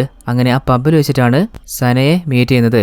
ഈ സന ആരാന്ന് വെച്ചാല് കൃതിയുടെ ബെസ്റ്റ് ഫ്രണ്ട് കണ്ടായിരുന്നു. കാര്യങ്ങളൊക്കെ പറഞ്ഞപ്പോ നിനക്കിപ്പോ എന്താ ആവശ്യമെന്ന് എനിക്കറിയാം. അങ്ങനെ ഒരു കാർഡ് കൊടുത്തിട്ട് അവിടുന്ന് പോവാണ്. അങ്ങനെ കൃതിയുടെ അരികിലേക്ക് അനീഷ് വരികയാണ്. എന്നാൽ അനീഷിനെ കണ്ടപ്പോ അവർക്ക് താല്പര്യം തോന്നില്ല. എന്നാൽ വല്ലാതെ കുടിച്ച് കിറങ്ങിയിട്ടുണ്ട്, നീയൊന്നും ശരിയല്ല എന്ന് പറഞ്ഞിട്ട് തന്റെ ഹസ്ബൻഡിനോട് നമുക്ക് ഒരു പ്രാവശ്യം കൂടി ട്രൈ ചെയ്താലോ എന്ന് വീണ്ടും വീണ്ടും പറയാൻ തുടങ്ങിയപ്പോ അങ്ങോട്ടേക്ക് കാർത്തിക് വന്നതാണ്. ഇവളെ കൊണ്ടൊരു സമാധാനമില്ല, നീ ഇവളെ ഒന്ന് വീട്ടിൽ കൊണ്ടാക്കിട്ടോ. എന്നിട്ട് മഞ്ജുനാഥ് പാർട്ടി അറ്റൻഡ് ചെയ്യാൻ പോവാണ്. അങ്ങനെ സാക്ഷിയെ വീട്ടിൽ ഡ്രോപ്പ് ചെയ്യാൻ പോയ ശേഷമാണ് അവരുടെ ഇടയിൽ ഒരു റിലേഷൻ സ്റ്റാർട്ട് ആവുന്നത്. അങ്ങനെ വീണ്ടും ആ ഒരു അഫയർ കണ്ടിന്യൂ ആയിട്ടുണ്ട്. അവസാനം കാർത്തികിന് കുഞ്ഞിനെ അവര് ഗർഭം തിരിക്കുകയാണ്. താൻ ഗർഭിണിയാന്നുള്ള കാര്യം അറിഞ്ഞപ്പോ ഇനി ഇതെങ്ങാനും തന്റെ ഹസ്ബൻഡ് അറിഞ്ഞാല് ഉറപ്പായിട്ടും അങ്ങനെ കൊല്ലും. എന്നാല് കാർത്തികിനോട് കാര്യം പറയാന് ഫോൺ വിളിച്ചു നോക്കുമ്പോ അവൻ ഫോൺ അറ്റൻഡ് ചെയ്യുന്നില്ല. നേരിട്ട് ഓഫീസിലേക്ക് പോയി നോക്കുമ്പോ മഞ്ജുനാഥും കാർത്തിക് തമ്മില് അങ്ങോട്ടും ഇങ്ങോട്ടും എന്തോ ഒരു വാക്കുവാദത്തിലാണ്. അതായത് കാർത്തിക് കാരണം മഞ്ജുനാഥിന്റെ ബിസിനസ്സില് വലിയൊരു നഷ്ടം സംഭവിച്ചിട്ടുണ്ട്. ഇനി മേലില് എന്റെ കൺമുമ്പിൽ കണ്ടുപോരുന്നും പറഞ്ഞിട്ട് അവനെ അവിടെ നാട്ടി വിടുകയാണ്. എന്നാൽ അതിനുശേഷം കൃതിക്കാണെങ്കിൽ കാർത്തികിനെ കോണ്ടാക്ട് ചെയ്യാനോ മീറ്റ് ചെയ്യാനോ പറ്റുന്നില്ല. എന്നാൽ കുറച്ച് നാളിന് ശേഷമാണ് കാർത്തിക് ഇങ്ങോട്ട് കൃതിക്ക് മെസ്സേജ് അയക്കുന്നത്. എന്നാൽ പിന്നീടാണ് ആ ഒരു മെസ്സേജിലെ ചതി മനസ്സിലാക്കുന്നത്. അതായത് ഇവരുടെ രണ്ടുപേരുടെയും പ്രൈവറ്റ് ഫോട്ടോസ് ഇല്ലേ, അത് കൃതിക്ക് അയച്ചു കൊടുത്തിട്ട് 10 ലക്ഷം രൂപ വേണമെന്ന് അവൻ ബാർഗെയിൻ ചെയ്യാണ്. എന്നാൽ കൃതി ആണെങ്കിൽ 10 ലക്ഷം രൂപയോ, എന്തിനാ നിനക്ക് അത്രയും പൈസ, ഞാനിപ്പോ ഗർഭിണിയാണ്, നിന്റെ കുഞ്ഞിനെ ഞാൻ വയറ്റിൽ ചുമക്കുന്നുണ്ട്. എന്നാൽ അവനാണെങ്കിൽ നാളെ രാവിലെ 11 മണിക്ക് ആ ഒരു 10 ലക്ഷം രൂപയായിട്ട് എന്നെ മീറ്റ് ചെയ്യാൻ വന്നാൽ മതി. എന്നിട്ട് നെറ്റ് ഓഫ് ചെയ്തിട്ട് അവൻ എക്സിറ്റ് ആവാണ്. ഇനിയിപ്പോ എന്താ ചെയ്യേണ്ടതെന്ന് കൃതിക്ക് മനസ്സിലാവുന്നില്ല. ആ ഒരു പൈസ കൊടുത്തിട്ടില്ലെങ്കിൽ മഞ്ജുനാഥ് എല്ലാ രഹസ്യം അറിയും, തന്റെ ലൈഫ് തന്നെ കയ്യിൽ നിന്ന് പോലെ. അങ്ങനെ അടുത്ത ദിവസം തന്നെ തന്റെ ബാഗൊക്കെ പാക്ക് ചെയ്തിട്ട് അവൾ ആ വീട്ടിൽ നിന്ന് തന്നെ പോവാൻ തീരുമാനിക്കുകയാണ്. അപ്പോ മഞ്ജുനാഥ്, അല്ല നീ ഇതിപ്പോ എങ്ങോട്ടാ? ഈ ഒരു പാക്കിംഗ് ഒക്കെ കണ്ടിട്ട് അടുത്തൊരു മാസത്തേക്ക് വീട്ടിലേക്ക് തിരിച്ചു വരാനുള്ള മട്ടയില്ലല്ലോ. ഞാനതിന് ദൂരത്തേക്കൊന്നും പോകുന്നില്ല, നമ്മുടെ ഫാം ഹൗസ് വരെ പോകുന്നുള്ളൂ. ഈ വീട്ടിൽ തന്നെ ഇരുന്നിട്ട് എനിക്ക് വല്ലാതെ ബോറടിക്കുന്നുണ്ട്. അങ്ങനെയാണെങ്കിൽ നീ പോയിക്കോ. അങ്ങനെ മഞ്ജുനാഥിന് ഫുഡൊക്കെ ഉണ്ടായി കൊടുത്തിട്ട് അവര് പോകാൻ ഇറങ്ങുമ്പോ ഒരു ബാഗ് കാണുന്നില്ല. അപ്പൊ മഞ്ജുനാഥ്, അല്ല നീ തേടിക്കൊണ്ടിരുന്നത് ഈ ബാഗായിരുന്നല്ലേ? ആ ബാഗിലാണ് കാർത്തികിന് കൊടുക്കാനുള്ള 10 ലക്ഷം രൂപ അവൾ എടുത്തിട്ടുണ്ടായിരുന്നതും അതേ ബാഗാണ് നമ്മുടെ കള്ളാപ്പി ഡ്രൈവർ അടിച്ചു മാറ്റി പോയതും. നിനക്ക് പൈസന്റെ ഒരു അർജന്റ് ആവശ്യത്തിന് വേണ്ടതല്ലേ? എന്നിട്ട് അവൾക്ക് ആ വീഡിയോ കാണിച്ചു കൊടുക്കാണ്. അതായത് മഞ്ജുനാഥിന് സംശയം വന്നിട്ട് ഓൾറെഡി അങ്ങേരെ ഒരു CCTV ക്യാമറ സെറ്റ് ചെയ്തിട്ടുണ്ടായിരുന്നു. അതില് കാർത്തികിന്റെയും കൃതിയുടെ റിലേഷൻ അങ്ങേർക്ക് നേരത്തെ മനസ്സിലായിട്ടുണ്ട്. നീ എന്നെ ചതിക്കായിരുന്നല്ലേ? എന്നാൽ അവളാണെങ്കിൽ സംഭവിച്ചതൊക്കെ ഞാൻ തുറന്നു പറയാം. എന്നാൽ ദേഷ്യത്തില് മഞ്ജുനാഥാണെങ്കിൽ അവളെ വല്ലാതെ ഉപദ്രവിക്കുകയാണ്. അവസാനം അവളെ കൊന്നുകളയാനായിട്ട് ഗണ്ണു എടുത്തിട്ട് അവളെ ഷൂട്ട് ചെയ്യാൻ നോക്കുകയാണ്. എന്നാൽ മഞ്ജുനാഥിന് അതിനും പറ്റുന്നില്ല. എന്നാൽ സങ്കടവും സഹിക്കാൻ പറ്റുന്നില്ല. അപ്പോഴാണ് അങ്ങേർക്ക് ഹാർട്ട് അറ്റാക്ക് വന്നിട്ട് അങ്ങേര് താഴെ വീണു പോകുന്നതും. അപ്പോൾ കൃതിയാണെങ്കിൽ വേഗം തന്നെ അതിനുള്ള മെഡിസിൻ കൊണ്ടുവന്ന് കൊടുക്കുമ്പോൾ അങ്ങേര് അത് തട്ടിക്കളയാണ്. ആ ഒരു മെഡിസിനാണ് ജനലിൽ നിന്ന് പുറത്തു പോയി വീണതും നമ്മുടെ ഇൻസ്പെക്ടറിന്റെ കയ്യിൽ കിട്ടിയിട്ടുണ്ടായിരുന്നതും. ഇനിയിപ്പോ എന്തൊക്കെ സംഭവിച്ചാലും നെഞ്ചുവേദനയല്ല, എന്ത് വേദന വന്നാലും നിന്നെ കൊല്ലാതെ വിടില്ല എന്ന് പറഞ്ഞിട്ട് ആ ഒരു ബെഡിൽ വെച്ച് തന്നെ അവരെ കൊല്ലാൻ ശ്രമിച്ചപ്പോ വല്ലാതെ വേദനിക്കുന്നുണ്ട്, എന്നെ വിടുന്ന് പറഞ്ഞിട്ടും അങ്ങേര് കേട്ടില്ല. അങ്ങേര് കൊല വെറിയിലാണ്. അങ്ങനെ കൃതിയുടെ കഴുത്ത് വല്ലാതെ ഞെരിച്ചപ്പോ അവൾക്ക് വേറെ നിവൃത്തി ഉണ്ടായില്ല. ആ ഗണ്ണെടുത്തിട്ട് ഷൂട്ട് ചെയ്യാണ്. സ്പോട്ടിൽ തന്നെ അങ്ങേര് മരണപ്പെട്ടു പോയിട്ടുണ്ട്. അതേ സമയത്ത് ആരോ വീട്ടിൽ വന്നിട്ടുണ്ട്. നോക്കുമ്പോ അതവരുടെ ജോലിക്കാരിയായിരുന്നു. ആ ഒരു കാഴ്ച കണ്ടിട്ട് അവര് ഷോക്കായി നിൽക്കുമ്പോ കൃതി അവരെ കെട്ടിപ്പിടിച്ചിട്ട് വല്ലാതെ സങ്കടപ്പെട്ടുകൊണ്ടിരിക്കുകയാണ്. ശരിക്ക് എങ്ങനെയാണ് മഞ്ജുനാഥ് മരണപ്പെട്ടെന്നുള്ള എല്ലാ ഫ്ലാഷ് ബാക്കും ആ ഒരു ജോലിക്കാരി നമ്മുടെ ഇൻസ്പെക്ടറിനോട് പറഞ്ഞു കഴിഞ്ഞിട്ടുണ്ട്. അങ്ങനെ കൃതി നേരെ പോയതെങ്ങോട്ടാ? അവരുടെ ക്വാറിയിലേക്കല്ലേ കാർത്തികിനെ കാണാന്. അവിടെ കാർത്തിക് മാത്രല്ല നമ്മുടെ ഇൻസ്പെക്ടറും കൂടെയുണ്ട്. ആഹാ, വന്നാ, നിന്നെ തന്നെയാ കാത്തോണ്ടിരുന്നേ. നീ ആള് വേറെ ലെവലാട്ടാ. നീ എന്തൊക്കെയാ ചെയ്തു വെച്ചിട്ടുള്ളേ? എന്നിട്ട് മഞ്ജുനാഥിന്റെ ഫോണിലുണ്ടായിരുന്ന എല്ലാ ഡീറ്റെയിൽസും റിക്കവർ ചെയ്തെടുത്തിട്ട് ആ ഒരു പ്രൈവറ്റ് വീഡിയോസും ഫോട്ടോസൊക്കെ അവർക്ക് കാണിച്ചു കൊടുക്കാണ്. നമ്മുടെ ലൈഫില് ഇവനാണ് പ്രശ്നം എന്ന് പറഞ്ഞിട്ട് കാർത്തികിന്റെ കയ്യും കണ്ണൊക്കെ കെട്ടിയിട്ട് ഈ കോറിയിലെ കല്ല് പൊടിക്കുന്ന ഒരു ക്രഷിംഗ് മെഷീൻ ഉണ്ട്, അതിൻ്റെ ഉള്ളിലേക്ക് അവനെ തള്ളിവിടുകയാണ്. അവനാണെങ്കിൽ അരഞ്ഞ് ക്രൂരമായിട്ട് മരണപ്പെട്ടു പോകുന്നുണ്ട്. അത് കണ്ടിട്ട് കൃതിയാണെങ്കിൽ വല്ലാതെ തരിച്ചു നിൽക്കാണ്. എന്നിട്ട് അവളോട് കാറിൽ കയറാൻ പറഞ്ഞിട്ട്, നീ എന്തിനാ പേടിക്കുന്നേ? അല്ല, നിന്റെ ഹസ്ബൻഡിനെ കൊലപ്പെടുത്തിയ ശേഷം പിന്നെ എന്താ സംഭവിച്ചേ? അതായത് മഞ്ജുനാഥിനെ ഷൂട്ട് ചെയ്ത ശേഷം ഇനിയിപ്പോ എങ്ങനെയാ രക്ഷപ്പെടുകയെന്ന് ആലോചിച്ചുകൊണ്ടിരുന്നപ്പോഴാണ് ആ ഒരു ബെഡിലായിട്ട് ഓൾറെഡി സന കൊടുത്തിട്ടുണ്ടായിരുന്ന നമ്മുടെ മനോജിന്റെ കാർഡ് കാണുന്നത്. എന്നാൽ കൃതിയുടെ ഫോൺ ലൊക്കേഷൻ വെച്ചിട്ട് പണിയാവില്ലേ? അപ്പോൾ ജോലിക്കാരുടെ കയ്യിൽ ആ ഒരു ഫോണും കൊടുത്തിട്ട് നേരെ ഫാം ഹൗസിലേക്ക് പോകാൻ പറഞ്ഞിട്ട്, ഇനിയിപ്പോ ആരൊക്കെ നിങ്ങളോട് ചോദിച്ചാലും 7 മണിക്ക് തന്നെ ഞാൻ ഫാം ഹൗസിലേക്ക് വന്നിട്ടുണ്ടായിരുന്നു എന്ന് നിങ്ങൾ പറഞ്ഞാൽ മതി. അങ്ങനെ ജോലിക്കാരി അവിടെ നിന്ന് പോയി കഴിഞ്ഞ ശേഷം ശേഷം അവര് വേറൊരു ഫോൺ എടുത്തിട്ട് അതില് ചില ആപ്ലിക്കേഷൻസ് ഇൻസ്റ്റാൾ ചെയ്യാണ്. അതിലെ ഒരു ആപ്ലിക്കേഷൻ ഏതെന്ന് വെച്ചാല് ആ വീട്ടിലെ എല്ലാ ക്യാമറാസും ആ ഫോൺ വെച്ചിട്ട് കൺട്രോൾ ചെയ്യാൻ പറ്റുന്നതാണ്. രണ്ടാമത് വോയിസ് ചേഞ്ച് ചെയ്യുന്ന ഒരു ആപ്ലിക്കേഷൻ യൂസ് ചെയ്തിട്ട് ഫോൺ ചെയ്യുമ്പോൾ വേറെ ആളുടെ വോയിസ് പോലെയാണ് ഓപ്പോസിറ്റ് ഉള്ള ആളുകൾ കേൾക്കുക. അവസാനമായിട്ട് ഇവരുടെ ലൊക്കേഷൻ മാറ്റാനുള്ള ഒരു ആപ്ലിക്കേഷനും ഇവരെവിടുന്നാണ് ആരാണ് വിളിച്ചതെന്ന് കണ്ടെത്താൻ പറ്റാതിരിക്കാൻ. അതിനുശേഷമാണ് ഓൾറെഡി കൃതി പ്ലാൻ ചെയ്ത പോലെ തന്നെ അങ്ങോട്ടേക്ക് മനോജ് വരുന്നതും അവൻ കുടുങ്ങുന്നതും അതിനുശേഷം ഓഡീഷൻ അറ്റൻഡ് ചെയ്യാനായിട്ട് നമ്മുടെ സാക്ഷി വരുന്നതും അവൾ പെടുന്നതും പിന്നെ നമ്മുടെ കള്ളാപ്പി ഡ്രൈവറില്ലേ അവനും വന്ന് കുടുങ്ങുന്നത്. എന്നാൽ അതിനുശേഷം നമ്മുടെ കള്ളാപ്പി പൈസയൊക്കെ അടിച്ചു മാറ്റിയിട്ട് അവിടുന്ന് രക്ഷപ്പെട്ടു പോകാൻ നോക്കിയില്ലേ. ആ ഒരു സമയം വരെ നമ്മുടെ കൃതിയിലെ അവള് അതേ വീട്ടിൽ തന്നെ ഒളിച്ചിരിക്കുന്നു. അങ്ങനെ കുറെ കഴിഞ്ഞപ്പോ മനോജും സാക്ഷിയും ഉറങ്ങിപ്പോയപ്പോ ആ വീട്ടില് വേറെ ആരുമില്ല, ആരും തന്നെ കാണില്ല എന്ന് ഉറപ്പായപ്പോ സാക്ഷി നൈസായിട്ട് ആ വീട്ടിൽ നിന്ന് രക്ഷപ്പെട്ടു പോയതാണ്. അങ്ങനെ സംഭവിച്ച കാര്യങ്ങളൊക്കെ സാക്ഷി നമ്മുടെ ഇൻസ്പെക്ടറോട് തുറന്നു പറഞ്ഞില്ലേ. എന്നാ പിന്നെ നമ്മൾ പോലെന്ന് ചോദിച്ചിട്ട് ഇൻസ്പെക്ടർ നേരെ പോകുന്നത് നമ്മുടെ മഞ്ജുനാഥിലെ അങ്ങേരുടെ വീട്ടിലേക്കാണ്. അപ്പോ ടിവിയിൽ ഒരു ന്യൂസ് വരുന്നുണ്ട്. അതായത് മഞ്ജുനാഥിനെ കൊലപ്പെടുത്തിയത് അനീഷും കാർത്തിക്കും കൂടി ചേർന്നിട്ടാണ്. പോലീസ് അനീഷിനെ അറസ്റ്റ് ചെയ്തിട്ടുണ്ട്. എന്നാൽ കാർത്തിക് അവൻ എവിടെയാണെന്ന് പോലീസിന് കണ്ടെത്താനേ പറ്റിയിട്ടില്ല. എന്നാൽ അതേ സമയത്ത് നമ്മുടെ അനീഷില്ലേ അവനെ അടച്ച ജയില് അത് കുറച്ച് കാമന്മാരുടെ ജയിലാണ്. അനീഷാണെങ്കിൽ എത്ര അലറിയിട്ടും അമാര് വെറുതെ വിടുവോ. എന്നാൽ അതേ സമയത്ത് നമ്മുടെ ഇൻസ്പെക്ടറിലെ മഞ്ജുനാഥിന്റെ വീട്ടില് നമ്മുടെ കൃതിയുടെ ഹസ്ബൻഡ് ആയിട്ട് സെറ്റിൽ ആയി തോന്നുന്നുണ്ട്. അപ്പോഴാണ് അങ്ങേർക്ക് ഒരു കോള് വരുന്നത്. അല്ല ഇൻസ്പെക്ടറെ, ലൈഫൊക്കെ അടിപൊളിയല്ലേ, പുതിയൊരു വീട്, പുതിയൊരു വൈഫ്, ആവശ്യത്തിൽ കൂടുതൽ പണം, എല്ലാ സത്യങ്ങളും മായ്ച്ചു കളഞ്ഞിട്ട് ഒരു ചെക്കനെയും കുടുക്കിയിട്ട് രക്ഷപ്പെടാന്ന് കരുതിയോ? എല്ലാ സത്യം ഒരിക്കൽ പുറത്തു വരും. അപ്പൊ ഇൻസ്പെക്ടർ, അല്ലാതെ നീ ഏതാ? അപ്പോ അവള് പറയുന്നുണ്ട്, ഞാനാണ് മാനസ, അതായത് നമ്മുടെ മഞ്ജുനാഥിന്റെ ആദ്യത്തെ ഭാര്യ. അതായത് ഈ ഒരു കഥയ്ക്കൊരു രണ്ടാം ഭാഗം ഉണ്ടെന്ന് കാണിച്ചുകൊണ്ട് കഥ ഇവിടെ അവസാനിക്കുകയാണ്. അപ്പോ എങ്ങനെയുണ്ടായിരുന്നു കഥ? നിങ്ങൾ പ്രതീക്ഷ പോലെ ആവശ്യത്തിൽ കൂടുതൽ ട്വിസ്റ്റുകൾ ഉണ്ടായിരുന്ന നല്ല അടിപൊളി ഒരു മൂവി ആയിരുന്നില്ലേ? അപ്പോൾ ഈ ഒരു വീഡിയോ ഇഷ്ടപ്പെട്ടാൽ മറക്കാതെ ഈ ഒരു വീഡിയോക്ക് ഒന്ന് ലൈക്ക് ചെയ്യുക. ട്വിസ്റ്റ് മലയാളി എന്ന നമ്മുടെ ചാനൽ കൂട്ടുകാർക്ക് പരിചയപ്പെടുത്തുക. വീഡിയോസ് ഒന്ന് ഷെയർ ചെയ്ത് സപ്പോർട്ട് ചെയ്യുക. അപ്പോൾ മറ്റൊരു അടിപൊളി കഥയിൽ നമുക്ക് നാളെ കണ്ടുമുട്ടാം. അതുവരേക്കും ടാറ്റ, ബൈ ബൈ.